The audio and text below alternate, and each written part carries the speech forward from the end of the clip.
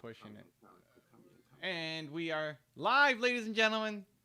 Okay. Early. Zane still. 10 minutes early. We're early. We're doing it early. 11 minutes early. We like it early. That's how it goes. Why can't I load the chat? The chat's not popping up for me. I need to pop up the chat. Something went wrong. What? Come on now. The regular chat works, but the pop-up chat doesn't work? Come on. Is Drew here? Drew is not here. Oh, my goodness. I don't know if he's going to be joining, but he's not here at the moment. Okay, I don't know. The pop-up chat won't work, so let's see. Right, we could put Zane here. We'll put Zane here. Where's Waldo? We'll put Zane here. And there we go. So now we'll see. We'll have the chat on the right side this time. Okay. Chat on the right side. Why not? We'll make that happen. Zane is pinned. Okay. Today is a good day. I can feel it. Today is going to be a very good day. Today's a very good day? Wow. All right. What happened? Oh, man. Okay. Pause 1 second. I got to grab something. I thought I had everything I needed. Not yet. Zane's left us. Zane has left us. We're queuing up. Bram in the house. Bram the Wolf. Welcome aboard, Bram. Good to have you, man. I'm back. Shout out to Bram the Wolf, who's here early. Oh, somebody was already here? Yeah, Bram the Wolf says hi, Evan, in the chat. Oh, I don't see it. Before you even joined. Oh, I see my name. Oh, all right. Well, maybe if you're on. Let me refresh. Maybe if he's on too early, you don't get to see it. I don't know. I still don't see it. Maybe he was on too early. Whoever's here, Brand, whoever you are, welcome to the chat. There you go. There we go. We're going to have a great time. Let's go. So, Brad, ask any questions you'd like to ask. And today is a good day. Today I've been looking forward to the day. Okay. Because I got a question sent to me, and I don't have the right answer for it. So I've got to ask Evan. Ooh, all right. We're kicking it off. Ask you. We're kicking it off early. And and today is the money day. Oh, I was looking forward to because I need help in that area, Evan. So anything you talk about money and the mindset, and I say messy, but you didn't say messy. I did not forget. I want to talk about money today. And I hope some people pop up that, some movement makers or readers club. I mean, it's always good to see them come in here. And I hope Drew is here today because I miss you and Drew. It's only been one day, right? But I miss both of you guys. Okay. So since we don't have any questions yet, anything you want to talk about or discuss before I ask my questions? I'm good. Our Teemo got banned, so we're not happy about that. But we're going to play our Heimerdinger backup and see what happens. So here's a question that was sent to me, and I didn't know how to answer it. Ooh. I felt stuck. Stuck. All right. I said, but you know what? I have to ask Evan, and your answer is going to enlighten me. Okay. Because I'm torn on yes or no. So here's the question. All right, torn on yes or no. Can a coach help you make 6 or 7 figures, even if they themselves have not hit those numbers? Let me tell you where I'm torn. Uh-huh. Okay, here's where I'm torn. Because sometimes I compare coaching, as you already know, to sports. I always think of coaching in that in that frame, and then I have to step outside and think about coaching in other frames. But there's been basketball coaches who have not played in the NBA have led teams to finals. There's been football coaches who have not played in the NFL who have led teams to the Super Bowl. But the best coaches seems to be the ones who have played the game before, and they may not have already been to the Super Bowl themselves, but they can still coach other people to get there. I can give you different examples in regards to that, but that's the point. I was like, well, yes, but then no, and then no, but yes, and so this is out of the realm of sports, but still, business is competitive. And you learn so many things from sports for us character and characteristics and principles that you apply in real life and business. So I am stumped on this question. And Drew's in the house. Okay. Oh, Drew. Evan Okay. can let me in before he gets into the game. Current time is 5:53 p.m. Eastern. Yes, we'll get you in, Drew. Is Drew in the Zoom? Yeah, Drew's in the Zoom? Yeah, he's here. Drew, are you in the Zoom? Get in the Zoom. I see. Oh, yeah, there we go. Okay. So the answer is, it depends on what the block is. Hey! Is that Drew? I think that was Drew. Drew said, hey, like that? Why not? Drew's excited. Oh, wow. Oh, Drew must be having a good day. I mean, it wasn't a bad day. No, this is good. This is everybody's smiling, everybody's happy. See, this is the place to be, ladies and gentlemen. Oh my goodness.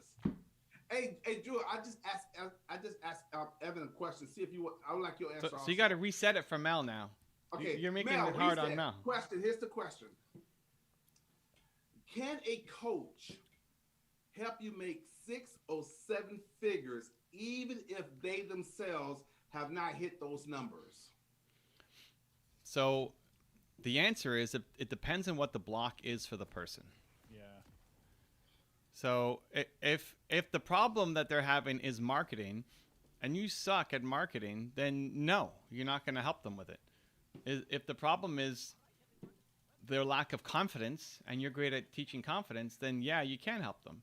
If the problem is their relationship and you're a relationship coach, then yeah, you can help them. Right? Like you're looking at the end result as opposed to what the problem is. So there's many things that are the block. Like what is the actual block and are you the person who can solve it? And by the same token, just because you've gotten there doesn't mean that you can then coach people. There's lots of people who know how to get results for themselves, but suck at being able to coach other people and know how to do it. Ted Williams was he was a great hitter, but not a great manager. Right. And that happens a lot over and over and over again. Like a lot of people struggle with this in business as they could be the best salesperson or the best programmer or the best whatever. They know how to get results, but then you put them in charge of a team and they hate it because they don't know how to teach other people and they don't even want to. So what's the block? Like you're looking at the end result, getting 6 figures. Great. What's the block? What's the problem in the recipe? Well, that's a good answer. Wow. That's a very good answer. And then that's where they need the coaching. So could you? Well, it depends, right? If you have the skill set. Well, it depends what the block is. What do they need the most help with? Like, why are they not there? What's the problem? And are you the coach who can help them with the problem? That's good. So if somebody's coming to you and their problem is confidence, then yes, you can help them, even though you haven't done it, because they might be kick ass at all the other stuff that you're not good at, but they need help with the confidence. If their problem is selling or the problem is marketing, you can just give general advice, but you haven't done it. So it's going to be hard for them to actually get results from it. Right. That makes total sense. That makes total sense. What a great answer. Yeah, Okay. It just depends on what the block is. What do you say, Drew? I concur with Evan. Well, I was gonna say, like, how many NFL coaches were actually really good at the sport themselves? Right, because, yeah, and they still lead people to the Super Bowl. Yep. And there was a mediocre linebacker or a mediocre quarterback, but their leadership skills was able to lead them to like Vince Lombardi. Everybody know about Vince Lombardi. He never played in the NFL. But he won so many championships being the Green Bay's head coach. Yeah, and one of the key things is strategy. Like one of the biggest problems is strategy. So in baseball, why are the catchers always the coaches? You look at how many catchers become coaches is the highest percentage of position players who become coaches is catchers. Why? Because they're used to calling the game. Because they're calling every play already from behind, right? They already know everything, so they have the strategy. It's very rarely a lack of, athletics. Mindset? Mindset's becoming more and more important. Like I think mindset would be something that if you went 30 years back, they'd say that's garbage. And now everybody's got the mindset coach on their team. Everybody's got a longevity coach on their team. Everybody's got the data and quantitative analysis people on their team. Great answer. Because I think Phil Jackson was a mediocre player, but look how many championships he won with Michael Jordan and the Chicago Bulls. And Greg Popovich, I think San Antonio Spurs, I think they won 5 championships. And he never played in the NBA. And even the guy from Miami Heat, I don't know how to say his last name, but... Pat Riley? Not Pat Riley, but Eric Spoelstra, something like that. That he helped Dwayne Wade, and when LeBron James joined the team, they won championships. And he never played in the NBA before. Okay, so there's a great story with oh my God, the Zen Master. What's his real name again? Zen Master. The Bulls coach. You just said it. Oh yeah, Phil Jackson. Phil Jackson. I just know him as the Zen Master. Right. So Phil Jackson. So we did a top 10 on Kobe, and he was talking about Phil Knight. Jesus Christ, Phil Jackson. And when Shaq went down, right? Like Shaq and Kobe both wanted the ball. They both wanted to be the stars. They both thought they were, the best. They both wanted to be in the late situation. And there was a time when one of their runs where Shaq went down. And then Kobe starts going on a crazy streak. I think it was like 40 points in a game or something. Right. I think that's what the streak was. And they started winning. Just like give Kobe the ball, they start winning. They go on this crazy streak. Kobe's hitting his 40 games, and near the end of the streak, Shaq comes back. So Shaq's healthy again. He's coming back. And Kobe's on the edge of breaking the record. He's about to break the record for the most number of games with 40-plus points. Right. And before the game, the Zen Master sits him down and says, hey, you got to not score 40 tonight. Wow. Not score 40. He's like, yeah, we're losing the big guy. We're losing the big guy. You got to not score 40 today. And, Kobe, the competitor and all that, like, hated it. Like, what are you talking about? But he did it. He did it for the team. For the team, yeah. He did it right? He did it so that they didn't lose Shaq. Because what mattered wasn't his point streak. What mattered was, are they around come playoffs and they need to win? Right. So, like, that's coaching. Phil Jackson's not going in telling Shaq how to do a free throw, because Shaq couldn't do a free throw, right? Well, like, also, but hold on. It's also the difference between like the head coach and the positional coach. Okay, that's very good. Good point. Right? Like you can have somebody come in and teach somebody how to do free throws. Right. But that's not head coach, because you're not really teaching the skill. You're teaching the human. And you're making these humans work together. Right. Because even in football, they have quarterback coaches, strictly for the quarterback. They have defensive line coaches. They have specific coaches for specific things. So like, could you say, well, could the quarterback coach give us a championship? No. Well, maybe. Like, if the problem is the quarterback and he doesn't know how to throw a spiral, Oh boy. Then we have maybe bigger problems. But right, like, what's the biggest problem on the team? And maybe it's the quarterback, and maybe having that positional coach is the answer to is the unlock, or maybe not. It's just a really good answer, because I couldn't think. That's why I was stuck. I'm not stuck anymore based on your answer. Because even the old example about teachers, I remember Tony Robbins talked about this many years ago, about who do you take advice from when it comes to investing? Why would I take advice when I'm making $1 million? Why would I take advice from a guy who's making $40,000 on the stock market? So, but even like, well, back to our original question, teachers and professors, they talk about them being a perfect example. They know how to teach teach us how to be successful in life, but they make less than 6 or 7 figures on their own achievements. They can teach you the lesson, but they're not doing it themselves. Again, it depends on what the problem is, right? Like the problem, if you're a day trader and you're losing a whole bunch of money, what's the reason why? Maybe it's because all you're doing is thinking about your relationship with your wife, and that's stressing you out and making you make emotional decisions when you should be more following the numbers, right? Yeah. So a relationship coach, can a relationship coach help you get 7 figures? Yep. Right. Okay. Thank you. Okay, so chat, we got Fonda White is in the house. Ooh, Fonda.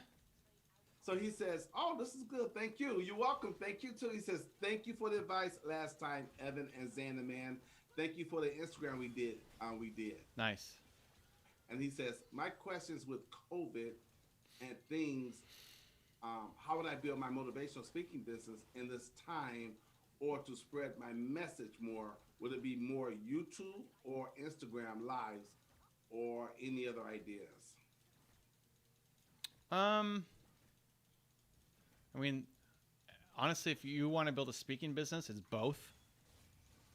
Your talent is your speaking. You should be able to get on, like if that's all I wanted to do is be a motivational speaker, I'd be on both. I'd be on even more than that. Because how long does it take you to do an Instagram live? Right? How long does it take you to actually do it? You know, you could do a session in 20 minutes and you're done. And then you can move on to the next thing. And you can make a YouTube video in 20 minutes with very little editing and post. So if you do a 20-minute Instagram live and a 20-minute YouTube video, that's 40 minutes out of your day. Both.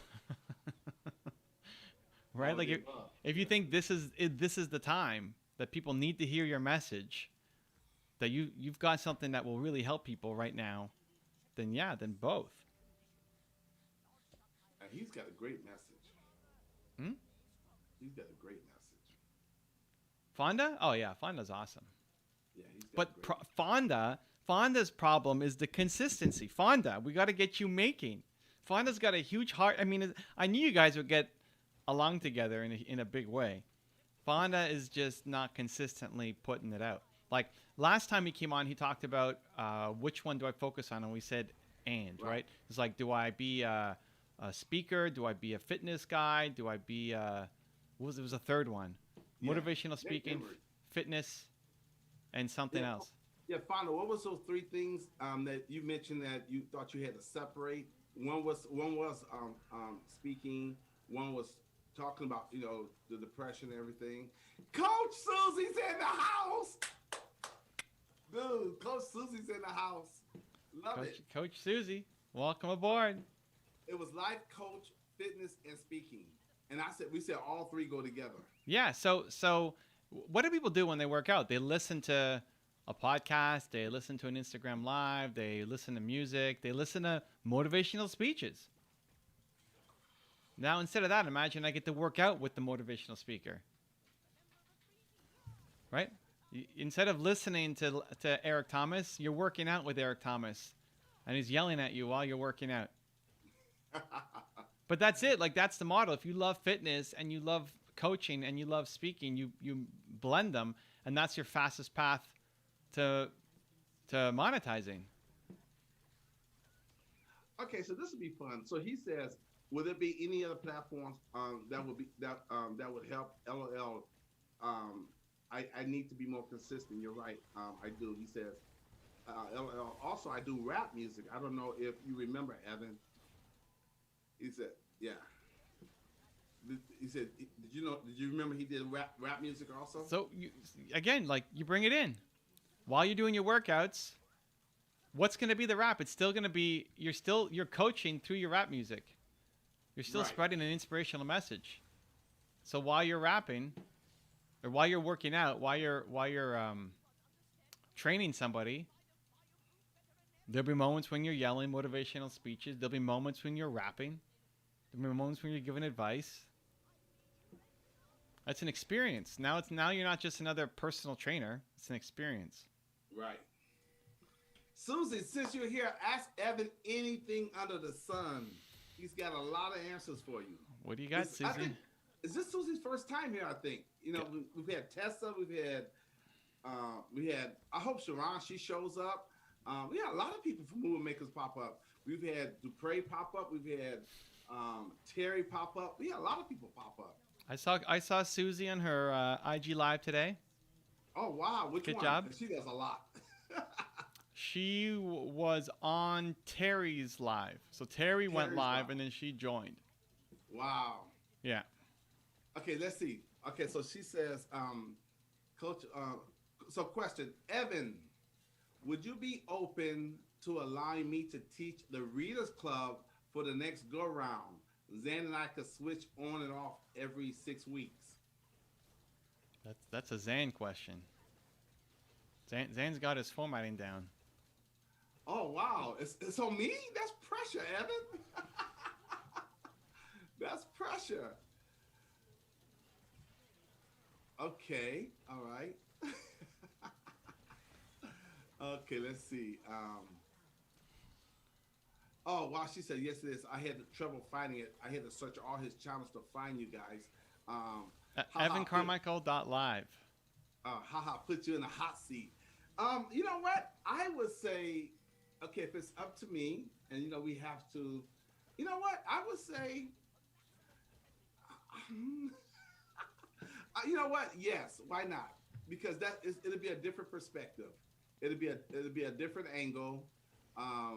Because this being male, I mean, it's still the same material, but it may be approached differently from a female's point of view, and express the message more.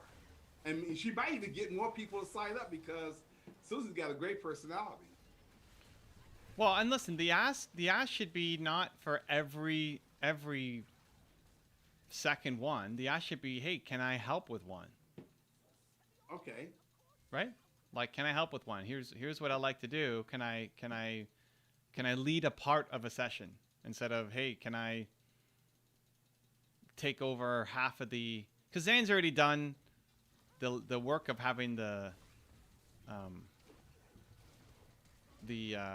content and the format and what he's going to be teaching and all that stuff, right? So to come in and say, hey, I want to do half of the training, that's a harder yes to get than let's do one together. Let me lead one of the exercises for next session. That's where I would take it. Okay. Because I don't want to. It's hard for me because I don't want to say, hey, when it's I'm representing you, Evan. I'm representing your content, your material. So I don't like to really inject myself. It's not my material. I'm just the biggest fan in the world. I'm not the number one fan of Built to Serve, and I want everyone to get the most out of it.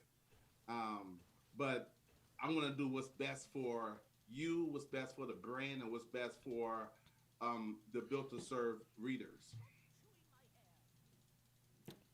Yeah, so you test it, right?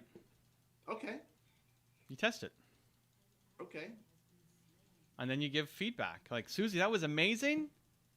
Let's do this again. Or, Susie, we got to work on some things. I don't know. You see. Okay.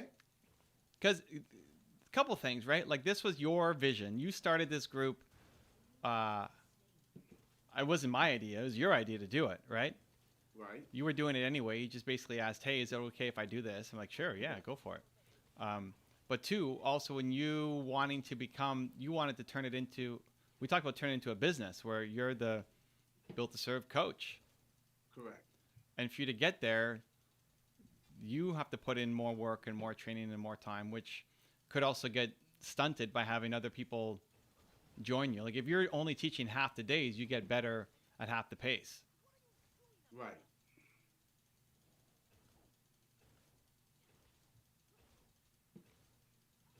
So,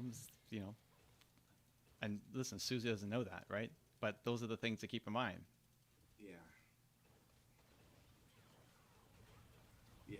something to think about. Okay. Also, Susie says she's got it. She's subscribed now. Fonda White says, and Susie says, okay, I will be open to that. And then Fonda White says, I have so many passions, LOL, music, motivational stuff, fitness, and life coaching. So, anyways, that's my spill on it. Maybe I need to organize it all, LOL. And yes, Evan, be more consistent. My last question, this is still Fonda White. Okay, but hold on. But he's like you're Fonda. You're yes, it might seem like you're all over the place, and you know you kind of are. But at the same time, They complement each other. you're not doing enough. Oh. Like you got all these ideas, and yes, they're complementary. Like part of it, he doesn't see that they're complementary. So yes, right? Like what does rap have to do with fitness? Well, a lot if you align them, right? They could be very, very similar, very complementary. But the bigger problem is there's not enough momentum on any of the things. There's not enough. You got all these ideas, but they're just staying stuck as ideas instead of actually doing something about them. So that's why I said momentum. The biggest problem is just momentum.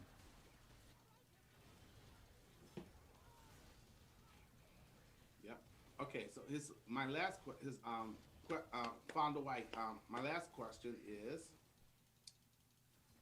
about building a brand with all my passions. My business is called Rise to Strive. It's all about rising to the occasion, striving through the situations. So how would I build my brand? Okay, so this is great, right? This is Fonda. Yeah. So back to Zane's very first question about can a coach, like when should you listen to a coach? So there's two parts to his question. There's the rise to strive. What is it? What's it? Rise to Strive, right? Rise to strive. Okay.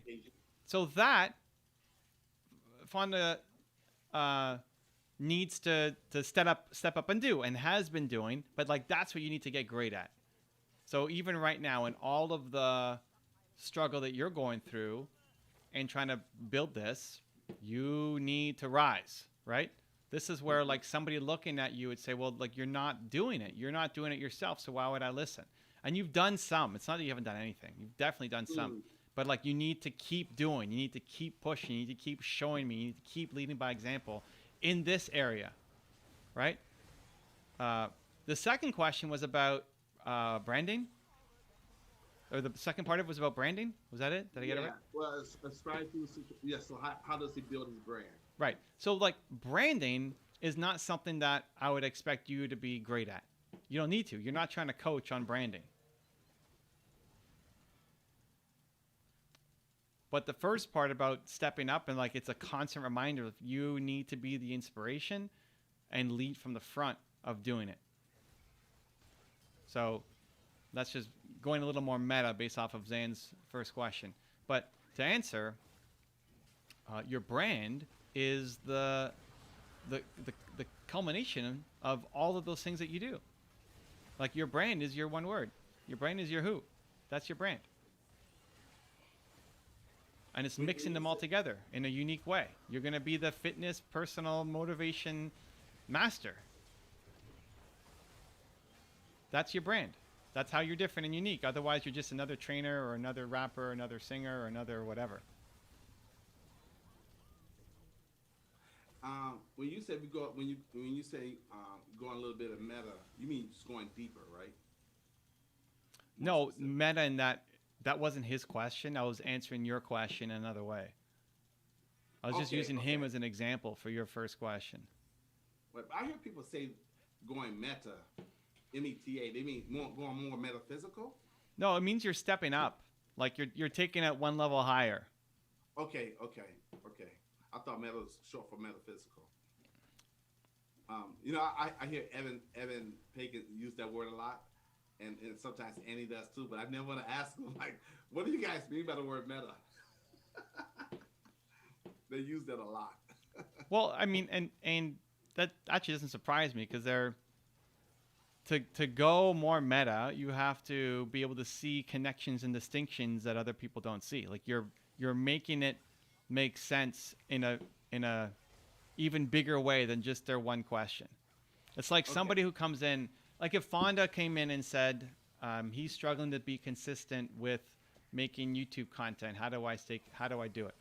It's not a problem with just YouTube content. Like he's struggling to stay consistent in a lot of areas. That's the meta, Okay. right? Gotcha. It's like this isn't just, and that's part of coaching. Whatever people come in and think they have a problem with, that's not the real problem. I mean, it's part of the problem, but the problem really is, we're gonna lose. That this is showing up. Like a good question to ask, or at least to be thinking about as a coach, always is, where else is this showing up in your life? Like if Zane is procrastinating on doing X, great. Zane, where else is that showing up in your life? Where else are you procrastinating? Exercise. No, but it's like it's gonna be everywhere, right? Yeah, it does show up. Yeah, that's so true. So that's thinking more meta, is that they come in with one specific thing that they think is the problem, and your job is to show them that it's actually a much bigger problem than you thought, because it's showing up everywhere. But if we can unlock it in this little scenario, that could be the unlock for everything. Because they say how you do anything is how you do everything. Yeah, but people don't see that when they're coming in, because they're coming in with one specific question. I get it. So meta definitely is almost like a third eye or more insight or a broader look at things. Yeah. So, and just assume that it is. Whether you're directly asking the question or you're on the lookout for it, just assume that it is. Because if somebody is procrastinating, there's no way they're just procrastinating on one thing. There's no way. And that's a great question too, Susie. Hold on one second, Susie. Okay, but in connection with what Fonda was saying, and he would like to say also, so true. Thank you so much. He also says definitely will learn to grow and do more. Thank you guys. I have to go, but we'll be in touch soon. Rise to Strive would do great. I do appreciate you all. Definitely my inspiration. You are my inspiration, guys. Thank you. Much love, Fonda. So when someone sometimes is inconsistent, if they have a different condition, for example, whether it's PTSD or some other issues that's really kind of getting in the way of them being consistent, like being bipolar. Some days they're going to stay in the bed all day and they're not going to film or shoot videos or write because they got to come out of that situation. And then the next couple of days they're going to be okay. Wouldn't that play into them being inconsistent? No, you've just allowed that to be an excuse. Okay. All right. So like film. If you're depressed in bed, film. But though sometimes people who are depressed don't want to do nothing. But this is the identity. You've allowed that to be your identity. You want to grow, you have to switch. I don't know if you saw my IG Live today, but I was talking about that. Yeah, I didn't get a chance. I'm going to watch it later. I went on this rant for the last, 15 minutes. Oh, you took questions today, didn't you? Yeah, we took questions. You were there at the beginning. I didn't hear that one. Okay. I saw some of it. Yeah. I got to go watch it. I love when you go on rants. I love it. It was a good rant. We talked about FlexiX. I talked about the 90-day challenge with Zan Demand. And they're like, well, when do you be more like, somebody asked me what if you've made it 3 weeks in and then you stop, like you fall off, what do? Do you go back to zero? Yep. Yeah. You go back to zero. And she said, well, my friends told me to, it's okay. And my therapist told me it's okay.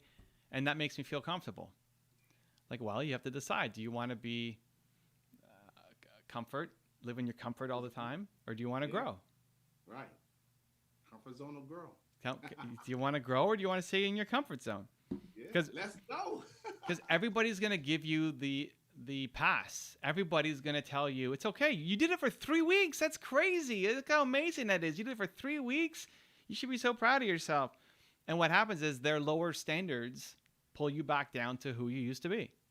And Evan's going to say, that's not good enough because you could do more. Not Evan. You from 2025. Yeah, that's a good one. It's coming back. You yourself. You are saying it. I'm not saying it. I'm not judging you. Future you is judging you. Yeah. And is I love tired it. of you letting yourself off the hook all the time. But I love it when you say it, though. But you love it because I'm actually you. Yeah. Where am I skin? We're the skin. That's the whole game. So Susie got a great question. I never heard this one. This is a good one, Susie. Susie, that's why we love you being here, girl, because I've never even thought to ask Evan that question. This is a great question. Okay. Male question. Good one. This is a good one. I'm excited. How do we effectively market the Who? The Who needs to be like the best way is it's got to be in front of your mind at all times. Like think about all of the work that you're doing. Think about your IG live today that you did. Was your Who front and center? Did you think about it going in? Did you catch yourself midway through? It's just being more intentional. Because your Who represents your best you. I'm my best when I'm believing in people the most, right? That's my aspiration. Evan from 2025 is coming back to Evan 2021 and saying, Evan, believe more. Believe more in yourself. Believe more in the people around you. Believe more. That's my best. Like your Who is your best you. Like tonight, Susie and I got an IG live tonight after here. And when we go in there, we're going to talk about mindset, but we're going to be talking about, again, my Who is confidence. So we're going to be pushing confidence through everything. Almost every answer I give is going to go right back to confidence. So that's an intent. I mean, that's the perfect aspiration, and yet you'll never do it, right? It's like we're always striving. You always strive. Right. In every Zoom, in every call, in every client, in every IG live that you do, in every post that you write, is that always top of mind? Is it like I need to have more confidence in myself, and I'm trying to spread more confidence out there, and it's just not, right?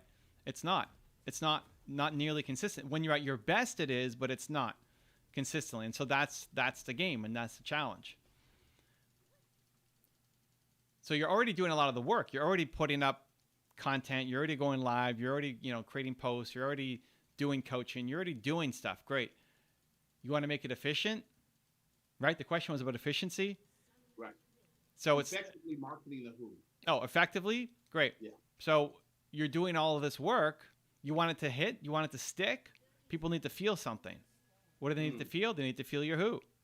How are they going to feel the Who? Because you intentionally said to yourself going in, and you reminded yourself 5 times throughout that this is why you're making this content. And how closely aligned is your Who or your credo with your ID, your identity? It's the best version of you. Right? So I don't always believe in myself. Right. I don't always believe in others. Wait. You say you don't get out of here, Evan. You always believe in yourself. No, but not enough. Like it's my biggest weakness. I don't believe in myself enough for the next level. Not high enough. Not hard enough. But look where you're at, though. But that's the thing. Like, but that's what people will tell you. But look where you're at. Look at everything you've done. They just have lower standards. It's lower standards. No, I don't buy that. I can believe way harder in myself than what I'm doing. You're at the top of your game. I'm not. I'm nowhere close. Like, that's the fallacy into thinking. I am nowhere close to the top of my game. I'm like, I'm still in the baby pool. Wait. You hear what you're saying? Tony Robbins, Evan Pagan, Grant Cardone, all these guys. How are you in the baby? No, these guys at the top. You at the top of your game. Bell Force, all those guys. I might be close to the top of the game, but I'm not close to the top of my game. And top of the game is a moving indicator, right? Like, if we go back to sports, look at how many people. One of my favorite athletes, or my favorite baseball players of all time, is Honus Wagner. And most people don't know who he is, but he was one of the first guys to ever work out. That he treated his body as a kind of important. So you could be at the top of the game and not work out and just kind of show up That's what everybody did. So they're at the top of the game, but they're not at the top of their game. The game's always getting harder. There's always new levels, new difficulties, new challenges. I'm nowhere near the top of my game. Neither is Tony, and neither is Grant. That's why everybody's pushing.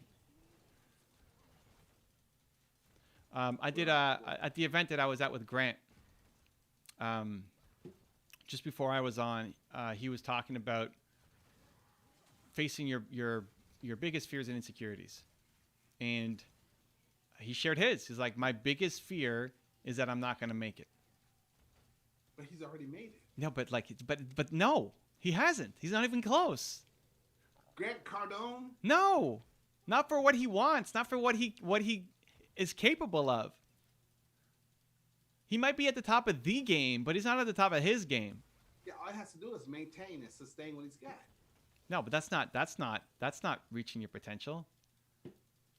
That's not top of your game. Maintaining isn't being at the top of the game, right? Of So, your Zan, game. Go ahead. Go ahead. Are you at the top of your game? Oh, no way. Come on. I got a long ways to go. Okay. I have a long ways to go. So how is it any different? Because just look at the results. The results don't lie. But Yeah, but I mean, like, you're telling me that when you hit Evan level status, that there won't be more to climb. Well, we're talking about if I ever hit Evan level status. That's limited thinking. Okay. How about this? Let's go ahead and when one day I hit Evan 2025. Okay, when the 2025 day shows up, then it's my number one job is to sustain that, so I can stay at that level and not drop below. no. That's not how it works. You never want to Growing, you're dying. maintain. Okay, let's see. Okay. You want to climb forever, dude. There's gaining, maintaining, and then sustaining. I think you need to rethink this framework.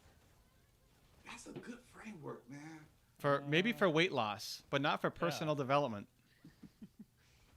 Well, I'll tell you what. Let's get there first, and then we can revisit it. You're never getting there. There's no destination. It's always a climb.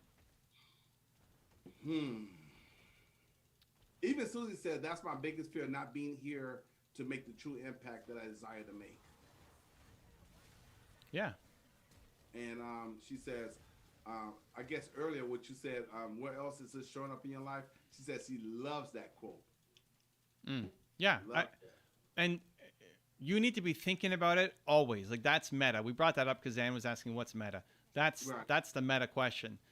They may not even recognize it yet, but you need to know. This is why it's so, when you're coaching, if you ever watch my coaching sessions, like the first 10 to 15 minutes, I'm asking questions. Because you're looking for patterns.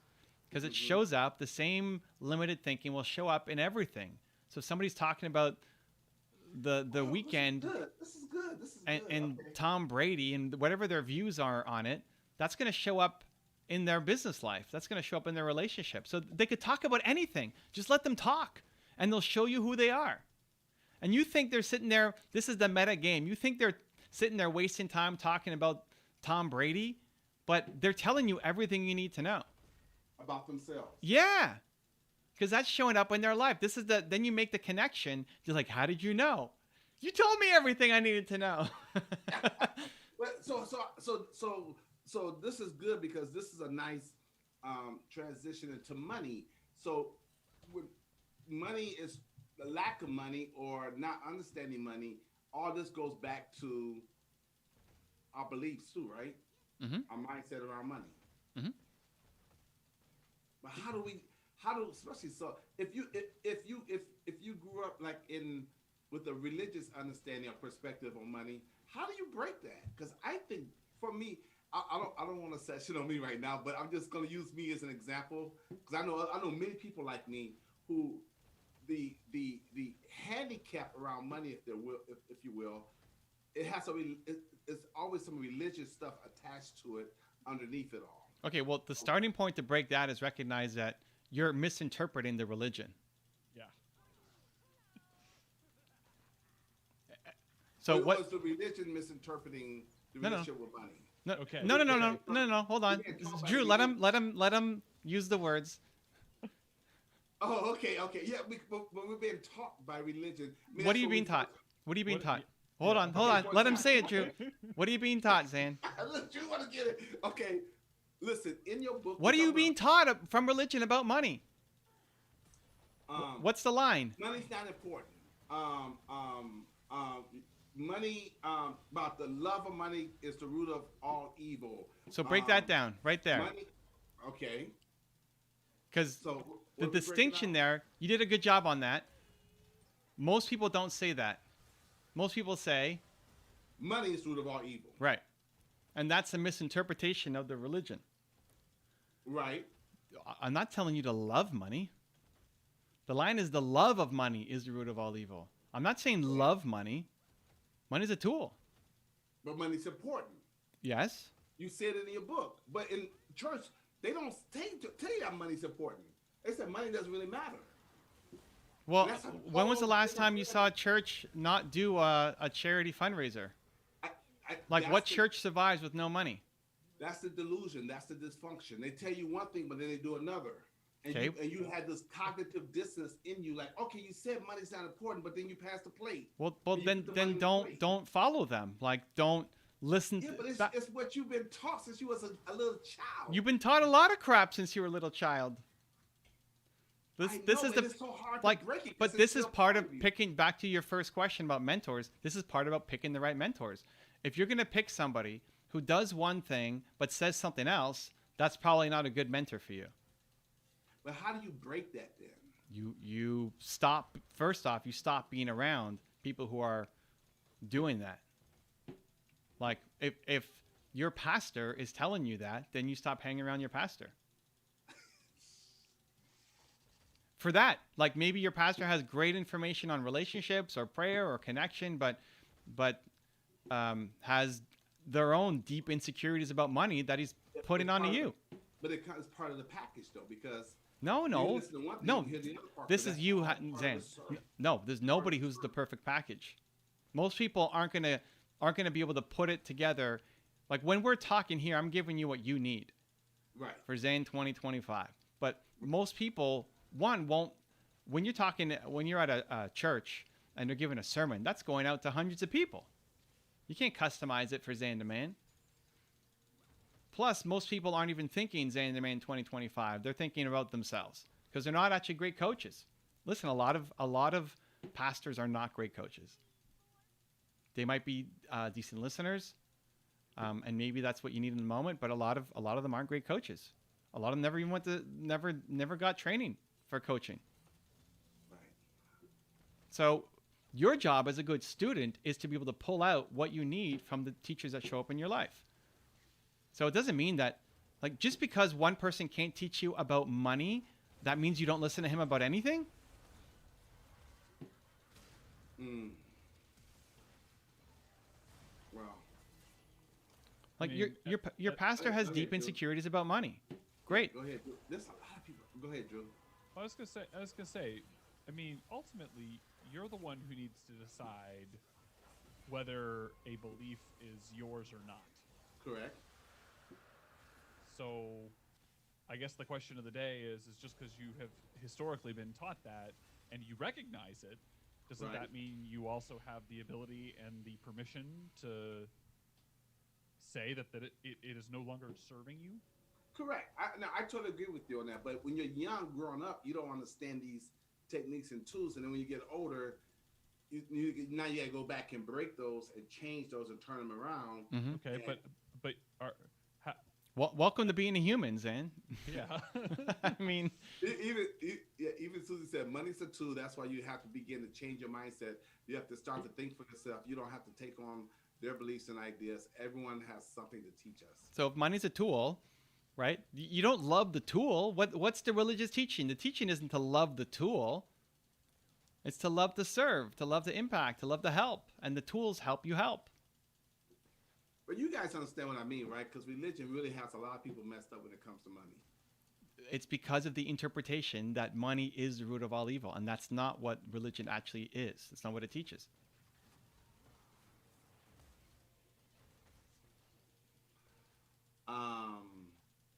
I I hear some other people say, and I didn't grow up with this one, but I remember people saying that money, that you're greedy if you get a lot of money, and you hear all these different bad beliefs around money, and that affects everything, right? This is why hip hop has been such a blessing to the world. Yeah, because it has an aspirational. Yeah, dude. The aspiration. But also, you're taking people who came from nothing to something. Yeah, but that's always been the history. That's most entrepreneurs. They came from nothing.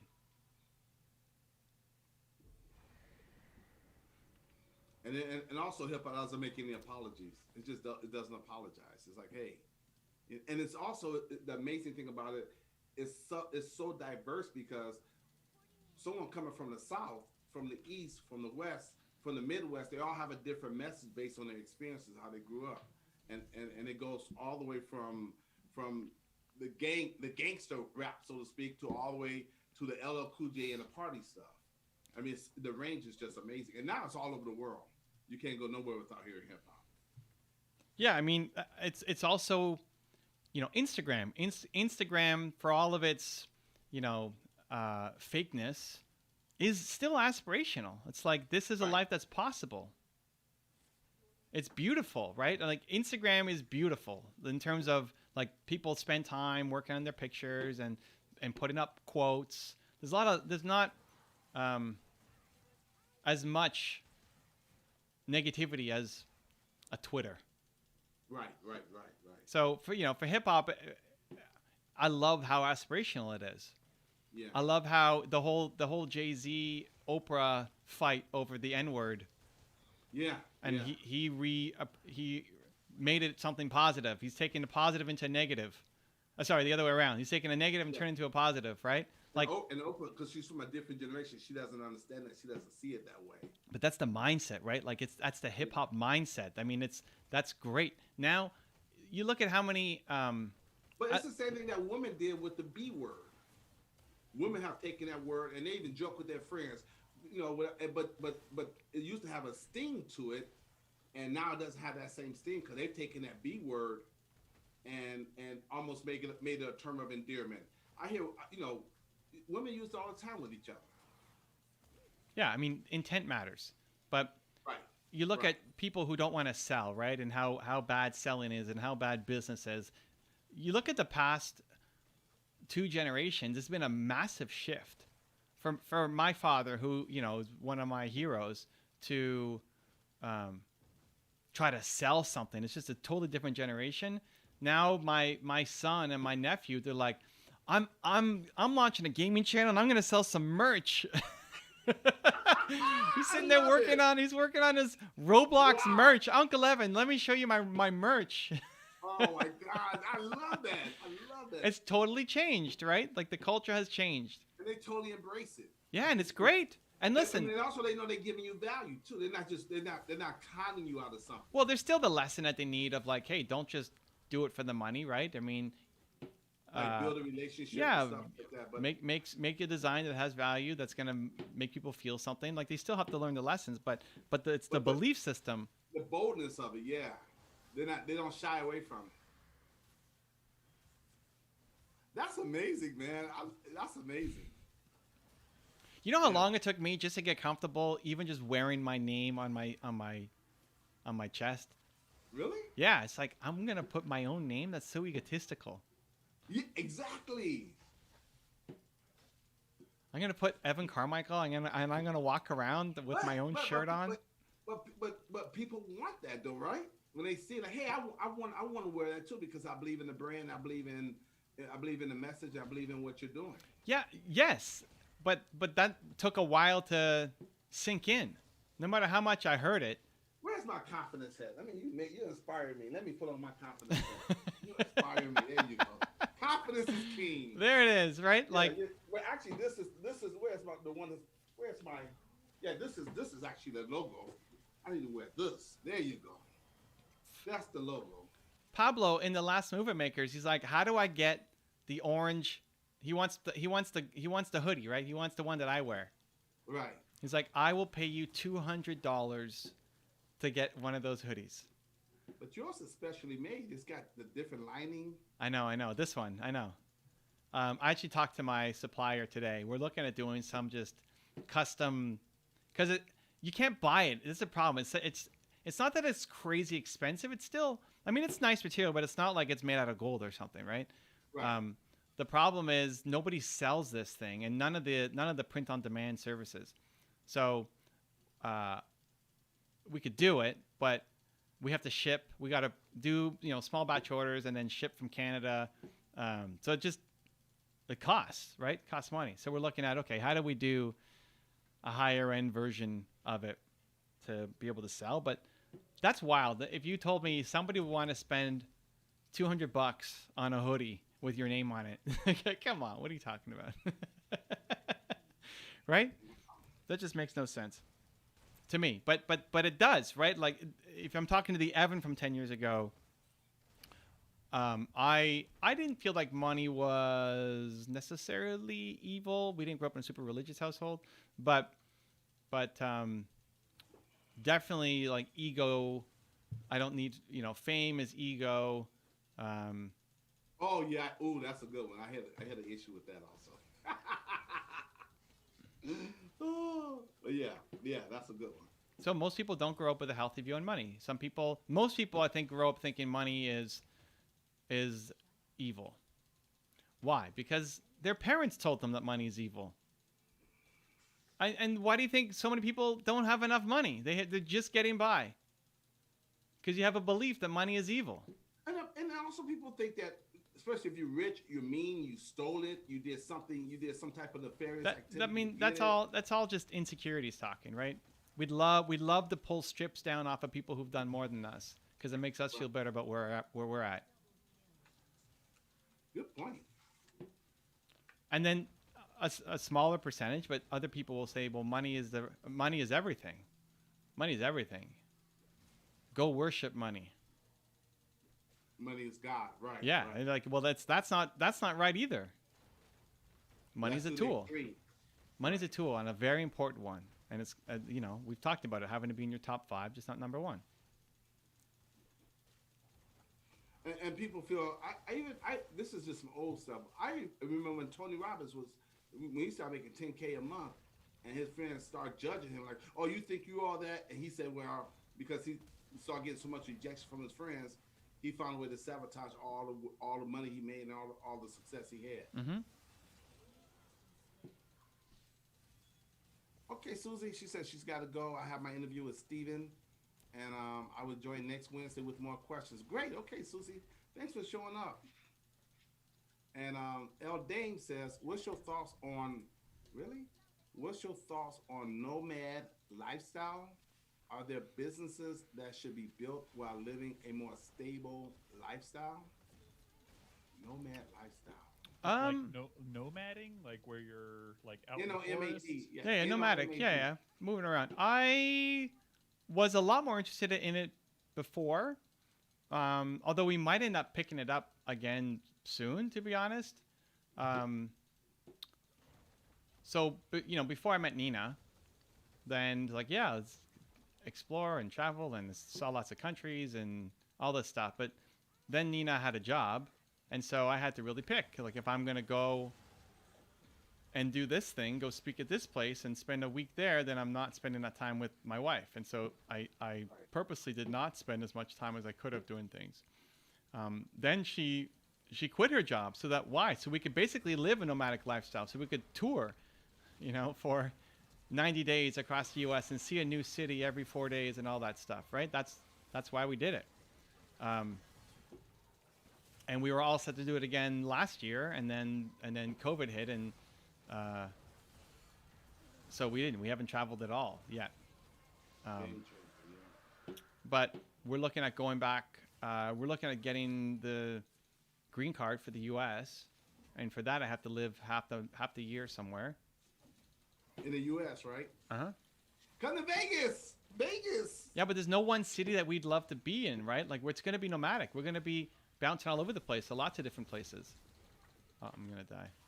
Oh, I didn't die. 1 month in California, 1 month in Vegas.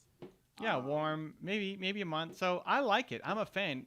It's keeping the commitments low. I mean, when I was running Toronto Dance Salsa, that's a local business. I had to be there, right? When I first took it over, I had to be there because it's a local business. My online business, uh, I can run from anywhere. So I'm a big fan of it. Just depends on your life situation. What kind of business can be run? Almost any business, right? You just if it requires if you have a store, then like a physical store, you have to go and open, and nobody can do it for you. Then yeah, you got to be at the store, right?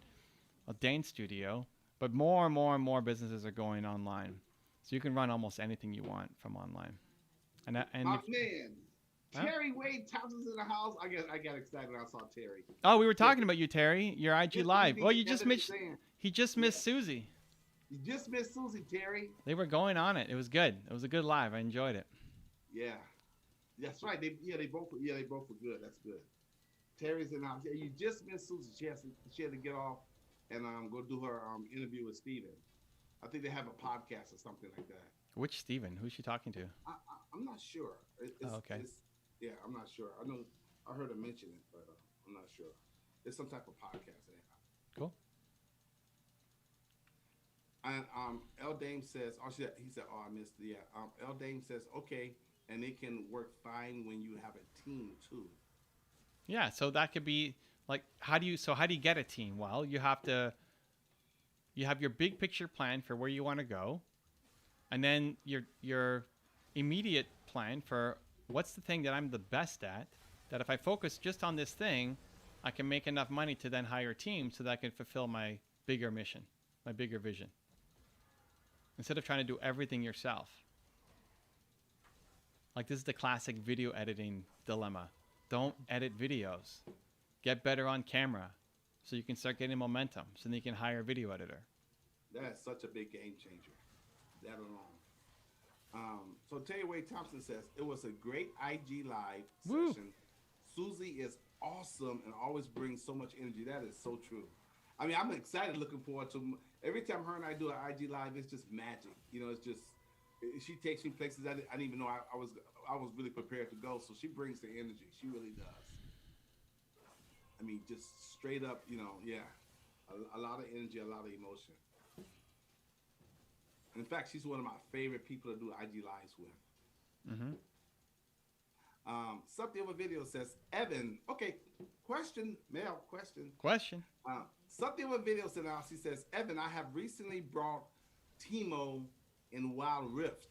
Would you give me an advice on how to place my mushrooms and play this champ in general? Mushrooms equal everywhere. Yeah, I mean, I haven't played Wild Rift, so I don't know. I don't have specific ideas for that. I don't know the mechanics of that game. It's the mobile version, right? Yeah. So the key, look what it just did here, right? Like the key is putting the shrooms where you think they're gonna go. So look, see, he just hit it. See? Uh-oh. And we just got a kill. Boom, Teemo kill, aced. That was great timing.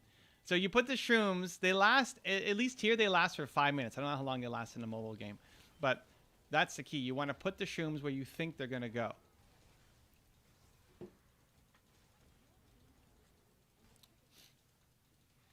Oh yeah, this is good. I was looking for this. Let me see. Okay, so we was talking about money, and I wanted to go back to some phrases I remember hearing, and I remember I wrote some stuff down, and it says money is the root of all evil. You talked about that. You got to save money for a rainy day. Rich people are greedy. Rich people are criminals.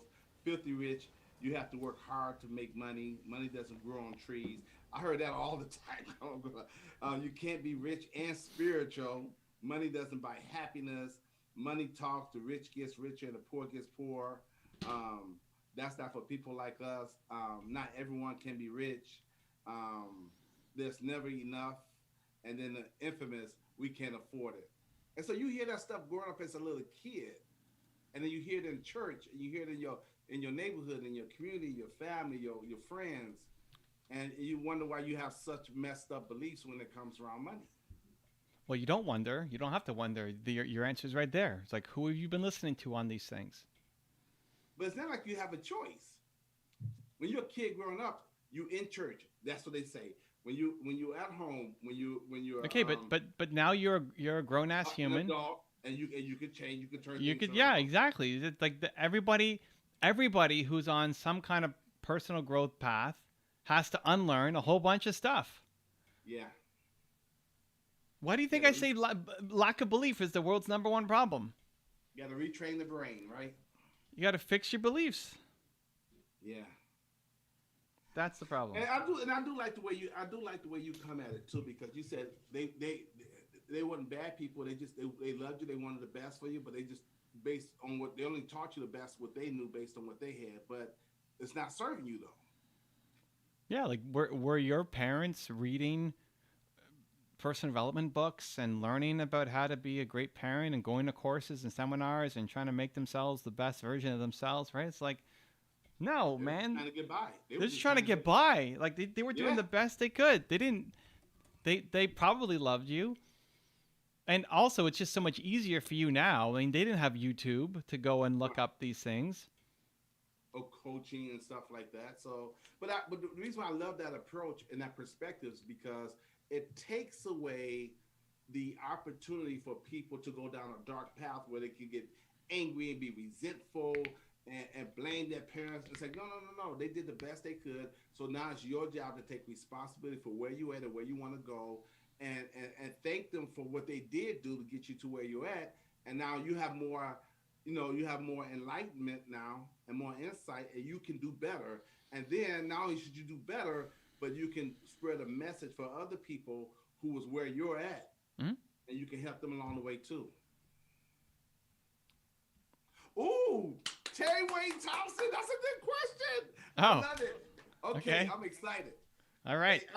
Hey, you know what? You're so excited. Zane's going to answer the question first. Then. Oh, am I? Oh, yes. I don't. Well, can you not answer I don't know what the question is, but. Okay. You're so excited by this question. I am, because we'll give Zane the spotlight. I want to hear your perspective on it. Okay. Well, you get my perspective after you answer it first. So. Okay. This question was the reason why this question was so good, because I actually did a oh, he's pulling out the charts. I did a framework on it because Terry, we think alike.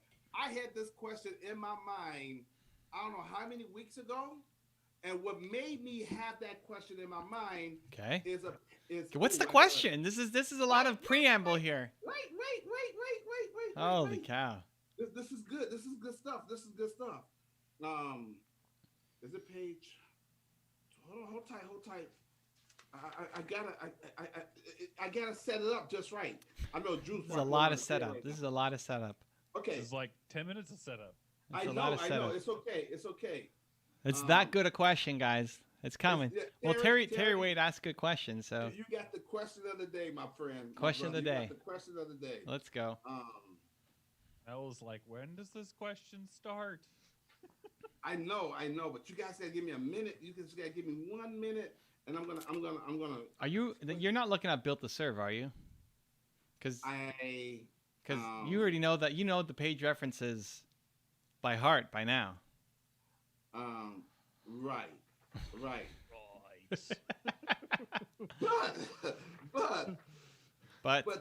But the situation is, I just got to make sure. I just want to confirm. Okay. Right. So he cannot. Okay. So here we go. Check this out. Okay. We're ready. Okay. Question. Say the build-up is intense. That's right, Terry. The build-up is intense. Okay. So in Evan's book, and this is what made me do what I'm doing, and this is a great question, Terry. You should first read the question. Okay. What's the? No. Oh my gosh! What is the question? I'm gonna exit the game just to look at the question. Wait. So in Evan's book it says, "Who did you marry?" Right? Okay. And in the book he talks about. Oh, it's a relationship question. What keeps couples together is shared values, right? Okay. And that's right here on page 37, right? Now, from that question and that answer that Evan gave in his book, one morning, the next morning, I woke up and I was inspired in my meditation session to say, okay, putting it all together, I created this right here. Right here, it says your beliefs first, then your values second. Like what create values? Beliefs. Okay, and then your values will lead to the standards that you set, and then your lifestyle. And you see the little heart in the middle representing relationships and couples. Okay, so his question is. I don't like that order. I would put values first, but is that his question? Okay, his question is. Okay. What are your thoughts on the difference between beliefs and values? Now. Okay, we said Zan would go first, so go Zan. Okay. Okay. I think it's good because Evan gonna have a different answer than this. I believe that your values come from your beliefs. Your beliefs create your values in life, and then when you set certain standards, that your standards come from your values, and then your standards set your lifestyle. And I believe that that's the difference. Is that one creates the other, but they both are together. And when your beliefs change, then your values change. When your values change, your standards change. And when your standards change, your lifestyle change. So if you want a better lifestyle, you got to have better beliefs. And those better beliefs will give you better values in life. So the biggest difference sometimes between people is it their values or what they believe? So that's why when you get with someone, you want to have compatibility with them. You want to find out what the heck do they believe and what their values are. And shared values do keep relationships together better. There you go, Evan. Okay. Does that make sense now, the setup, guys? Yes, it makes sense. No, it was mostly you just trying to find the page numbers, Zan. Okay? Page 37. And hold on, Zan. We've already talked about the relationship page before, so that should already be... Now, what happened was that question made me think of this. And Okay. Keep holding that up. I'm not looking at it because I have to look at the game, but keep holding that. Okay. You have the first two are the ones that we're discussing, right? Right. Okay. Belief, values, and then standards, and then what was the last one? Lifestyle. Those are two I added. Okay. So now imagine Zan, 90-year-old Zan. Is Zan still gonna care about confidence? Yes. Okay. Is Zan gonna have all the same beliefs? Around confidence? No. Zan's belief system now is gonna be the same when Zan's 95 years old? No. Okay. Is Zan's lifestyle gonna be the same when he's 95 years old? No. How about his standards? No. So what's the only one that's consistent? Well, your values are going to change too because of your beliefs. I just asked you. Is confidence going to change? Yes. So you're not gonna be the confidence guy when you're 95? I am, but I'm gonna have stronger confidence.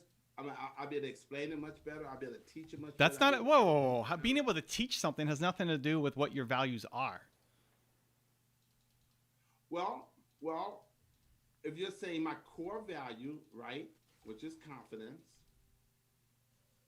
but for me to have confidence, I have to first believe. You can't have confidence without belief. And the more belief you have, the more confident you'll be. So you can't have one without the other. They go together. It's impossible to have confidence without belief.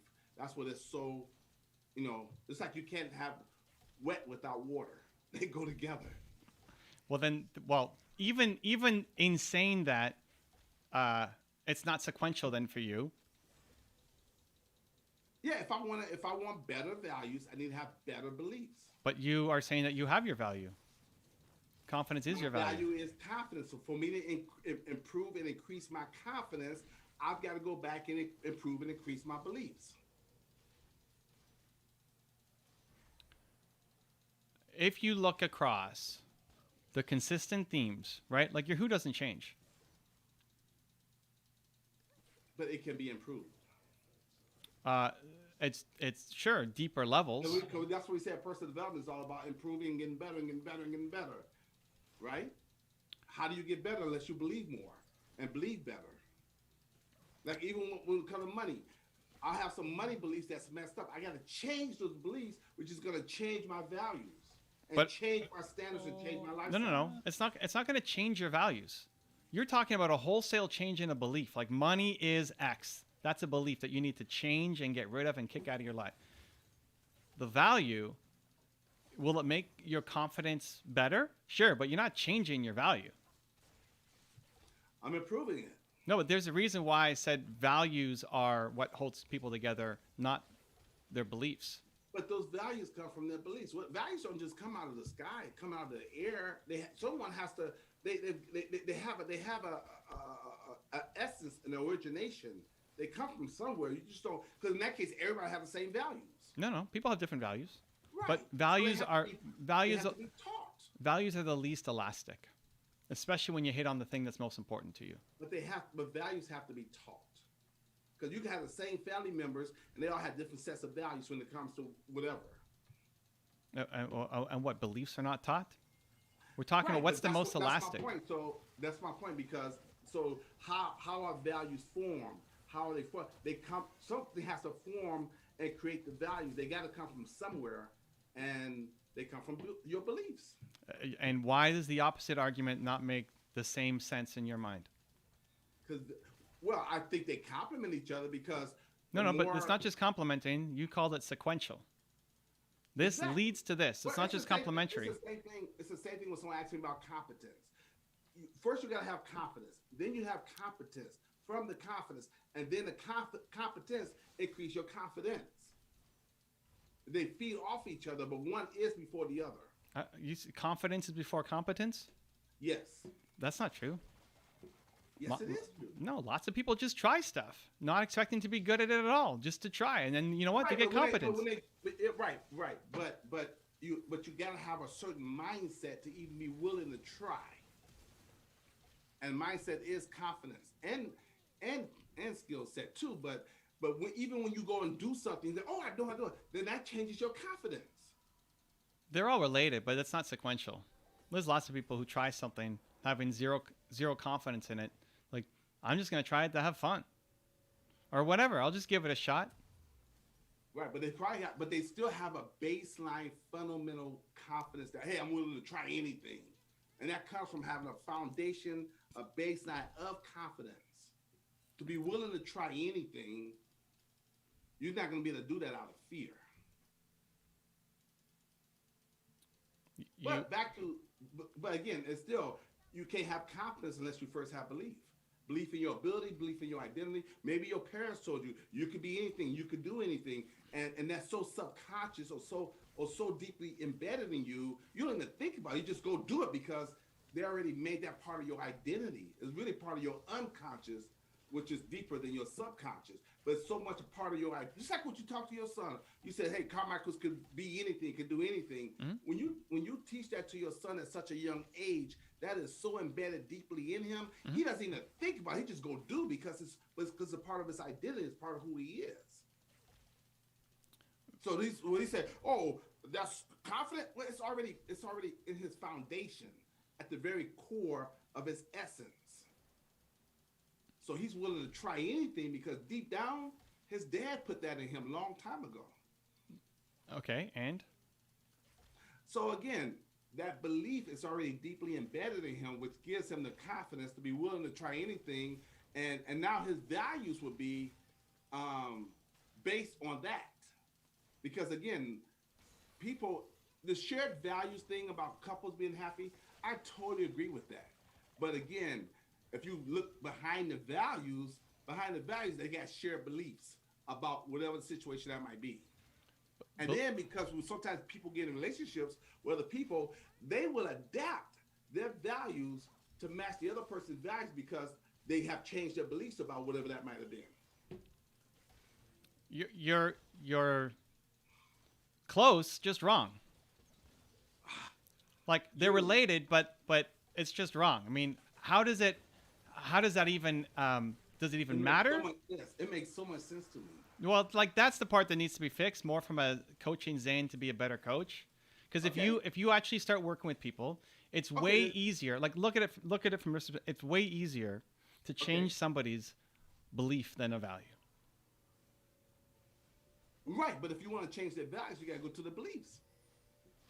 No, you need to understand what their core value is, and then that will allow you to change their belief. As somebody who's done this many, many, many times Oh with yeah, people, I know. I'll tell you Yeah. that that's the process. Is it related? Of course, but the sequencing is wrong.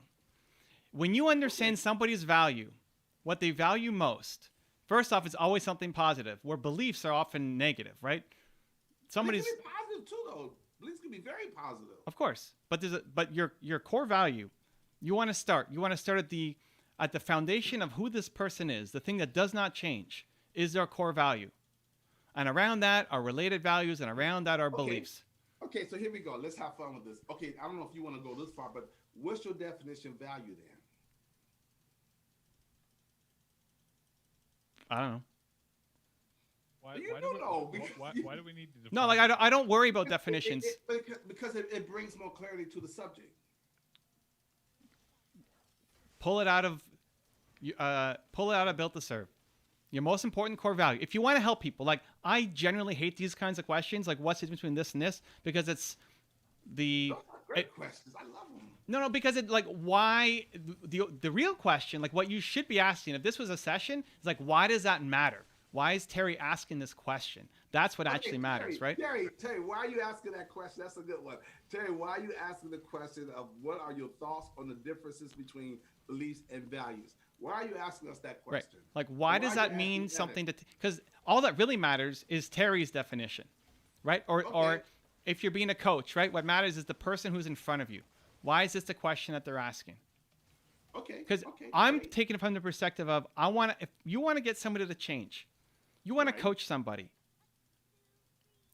The fastest way to do it is figure out the most important core value and then help them align their life to go off and achieve it. And that's going to be by making a change to their beliefs based off of what their most important core value is. Like if you can't wrap your head around that, you shouldn't be coaching Built to Serve, because that's the whole premise of the entire book. Your who is stable. Right. Your who is the thing that doesn't change, and then it's your best version of Your you. why and your who does not change. Right. All of your beliefs around it will. I believe that I'm not good enough, that nobody will listen to my videos, that I can't X, Y, Z, right? That I can never be on Tony Robbins level or whatever, right? That nobody wants to hear those are all beliefs, as well as positive ones, that I'm Evan Castrilli Carmichael, I can do anything and believe that I can. Right. And that's why I said earlier when Susie asked about what's the most effective way of marketing your who or the who, and I said, okay, that's your credo. Is it also considered to be your ID, your identity of or just who you identify with, your essence? And I think he said yes. But again, who you are doesn't change. You are who you are. And then your why, which is your purpose, those two do not change. Now the how and all the other stuff that will change, based on as you grow older, the circumstances, the whole 9 yards. But there's something that created that credo. There's something that created that identity. Maybe. I don't know. But it's not beliefs to values. Okay. Like, does it come from somewhere? Sure. It's the same thing. Like somebody asked me, at what age do you figure out your who? Like, I don't know. Do you have it when you're 5 years old? Do you have it when you're 13? Do you have it when you're 20? But like by the time you're an adult, you've got it. I don't know at what point. I haven't done enough research on kids to know, that at 5 years old, you know what your most important core value is. I don't know. But I'm also not, mostly in the kids coaching business. And I haven't dedicated the time to do the research to kind of figure that out. So where does your value come from? I don't know. But beliefs come next.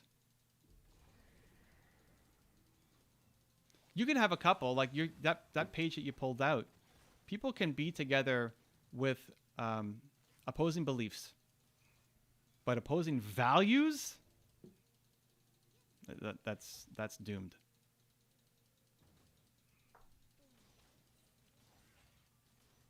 You and your wife have a lot of different beliefs.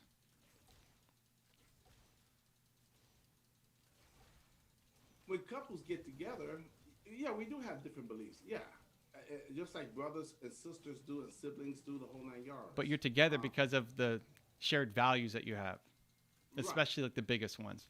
Yeah, yeah, but the biggest one. But our beliefs line up with those also. No, but you have more differences in beliefs than you do your values.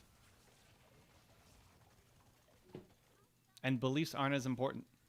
They're important, but not as important Right. to a relationship. When people Look get at this. together- Look at us even here. Like, we have a lot of different beliefs. But if you look at the things that we value, they're pretty Yeah, close. Yeah.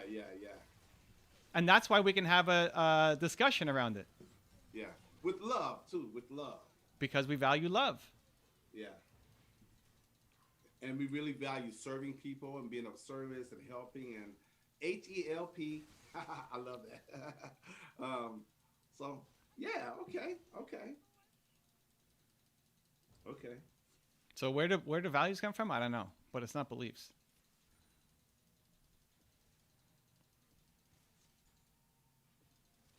And then the next two on your list are what? Lifestyle and... Well, yeah. Well, so I said that. So standards. So different people have different standards when it comes to different things in different areas. I get it. I know what standards are, yeah. And then I would think, okay, where does our standards come from, and what create our standards? And then from standards, it eventually leads to what? The lifestyle we want to live in life, the lifestyle we want to lead. All right. Yeah, I mean, the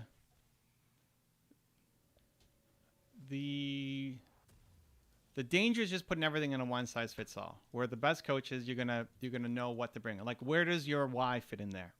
Where does your purpose fit in there? Where is identity in there? Like, all things that matter, and this is why definitions often don't matter. I mean, it matters more to why they brought it up, because they might be asking about values, but what they really care is about purpose. And that's when you're coaching somebody, you can figure that out more than, a stage speech or a text question. And that's why you ask questions, because you'll find out what their values are, or what. And I'm not thinking values. I think of two things: benefits. That could be one, but really, I think of what does a person consider what's most important to them. Mm-hmm. What you value is what's really most important to you. Yeah, and if you're going to coach them, that's what you need to understand. Because that's how eventually that's how you're gonna get their buy-in. Mm-hmm. What's most important to one person may not be what's most important to the next person. Not just their buy-in, to actually give them the right advice. And sometimes values can be based on a person's principles. Even religious. But now there's another word, like principles, or where those come from, and what leads to the other, and what's the difference between a principle and a value and a belief? It's like you can get caught in just this loop of nonstop dictionary where what do we actually get accomplished? Well, even how sometimes when you define the word principle, it could be a standard of behavior. It could be a code of ethic, a code that you live your life by. Yeah, it could be your purpose. It could be your passion. Like, people have a funny way of it's why are you asking that question?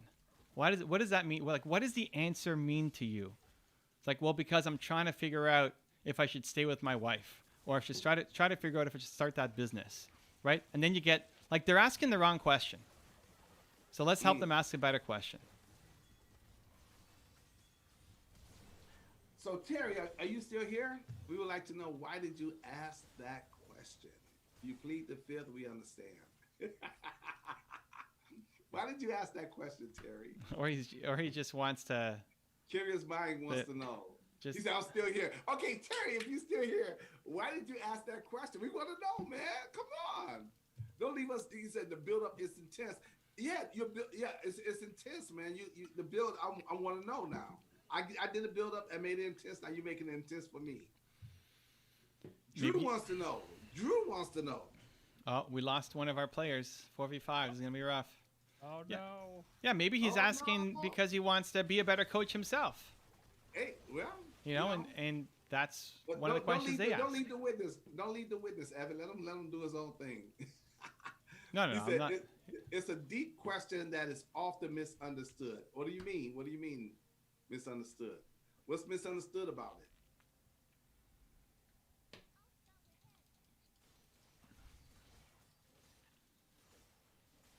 What is misunderstood about that?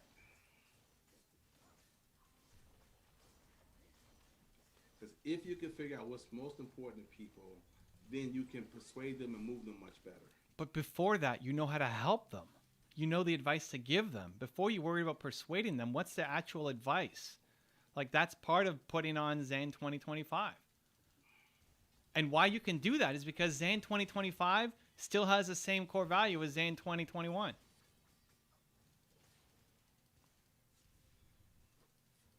Might have a lot of different beliefs, but still has the same core value.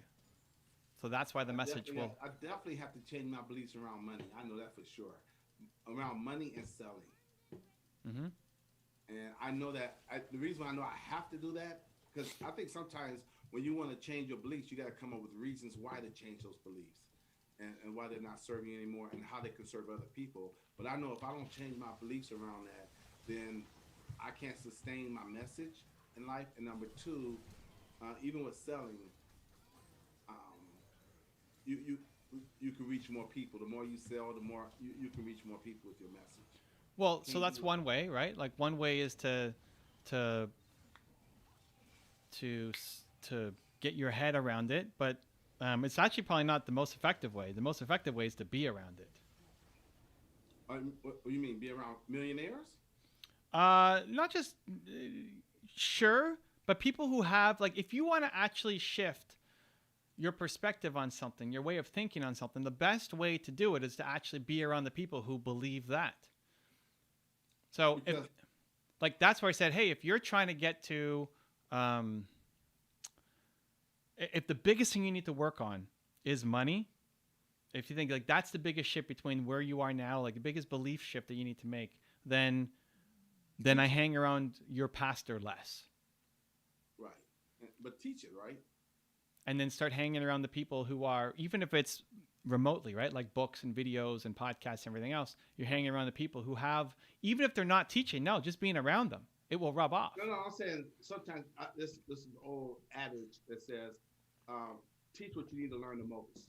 And so that's going to force you to go really do the research on it and delve deep into it. Sure, but it's different. Like, be around it daily.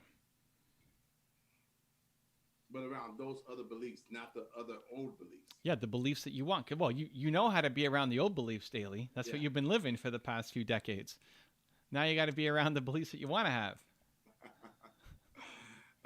Well, we didn't play with... Wait, why did Drew not join any game? Drew! You didn't like wait in between. I didn't wait for Drew. Wow, Drew. No. You went from game to game during the conversation. Did you say I'm ready? I'm playing the next game? I've been ready. Wow. Well, we lost 2 games, I think, and we won 1. So we needed Drew for this one. Terry said because people believe they are closely linked, and I wanted to gain some different perspective. Did we give you a different perspective?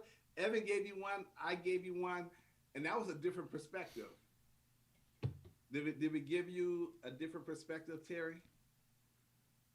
Great question, though. That was a great. I love that question because that's maybe I had a yeah. Well, but listen, this is part of coaching. Is that sometimes you have to go more meta. You got to step up to, like if a coaching client comes to you and asks you, Zane, what's the difference between, I forget what the two were anyway, belief and no, like, and you just dive into an answer and you start pulling up your sheet, like that's the wrong path. You're just about to waste 18 minutes explaining the concept without actually helping the person. So I need to pull back and find out why did they ask that question? How does it really pertain to their life? Where are they going with that? Because it's probably got some connection to something else that, like you said, the question they ask is not really the question they really want answer to. Any definition question. Okay. Or what's the difference between this and this? Okay. Like I think we had, was it on this stream? Somebody came in and said, what's the difference between this and this? Or what does this mean? And he was asking because he doesn't speak English or he's never heard the word before or something. Yeah, it was on the street. I forgot what it was. Because English wasn't his first language. And then we had the guy who came in and asked us about what geopolitical borders meant or something. Oh, yeah. And like, even us trying to answer that question, we were nowhere close. Because I'm going to space, and really it was because in the 1300s, something happened, right? In his history class. So you're almost always going to get it wrong. And it's usually because the person, like if somebody's asking Terry that question, they don't have clarity over the question. Like they think they're asking a clear question. They're not. They need help with something deeper. That's your job, is to figure it out instead of spending 10 minutes answering that question.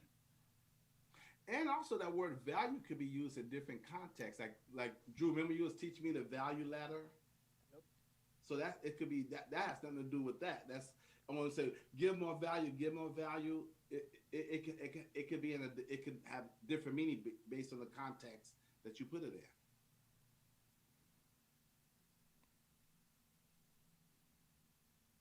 in. And Terry Wade Thompson said yes. Oh, so good. We did make a difference. All right.